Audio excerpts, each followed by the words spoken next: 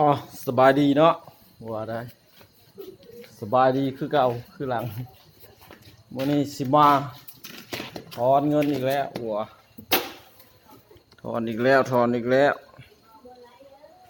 ถอนเทื่อที่4 บาทนี่วะเห็นว่าประวัติถอนวันที่28 30วันที่1มื้อนี้สิมาถอนวันที่2เอามาถอนเลยเนาะใส่จำนวนบิตคอยที่สิถอน 0.0001 0.001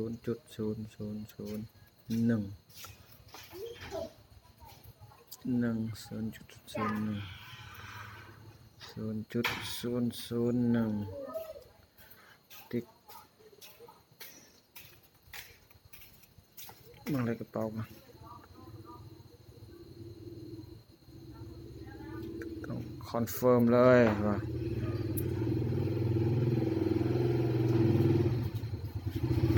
เรียบร้อยเนาะ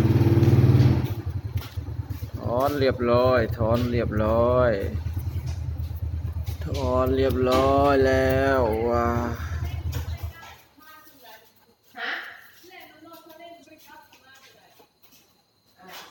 ถอนเรียบร้อยถอนเรียบร้อยเว็บนี้เป็นตาลงทุนอยู่เลยพี่น้องเลย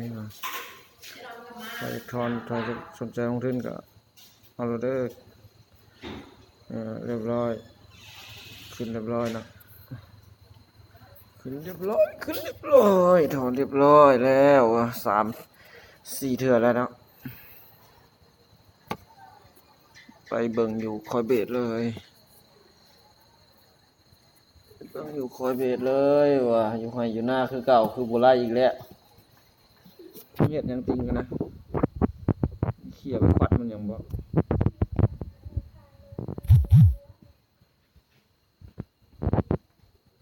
ถอนปุ๊บเข้าปั๊บ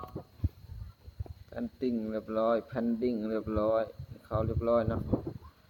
ใครสนใจก็สมัครเลยเด้อว่ะลิงก์อยู่กล้องวิดีโอนี่ว่ะลงทุนกันต่ำ70,000 สถิติเนาะ$5ลงทุนกันต่ำ$5ฟรีกำลังขุด700กิกะเฮิรตซ์ลง 70,000 ได้มา 10,000กิกะเฮิรตซ์เป็น 10,000ประมาณ 1,700กิกะเฮิรตซ์ก็ให้เว้าผิดว่าถูกขุดได้มื้อละ 10,000 สถิติ